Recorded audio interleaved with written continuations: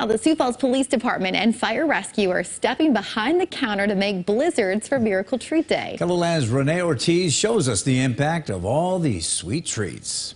You know, I've always wanted to make a blizzard. Sioux Falls Police Chief John Toom and Sioux Falls Fire Rescue Division Chief Steve Fessler went head-to-head making blizzards at Dairy Queen for Miracle Treat Day.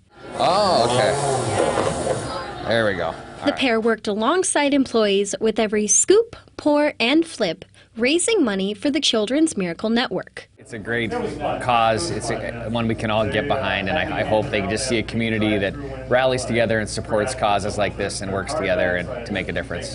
Being a part of these events and this, you know, they're special things for us. We've had firefighters whose children have had to use these services and such, so it's near and dear to us.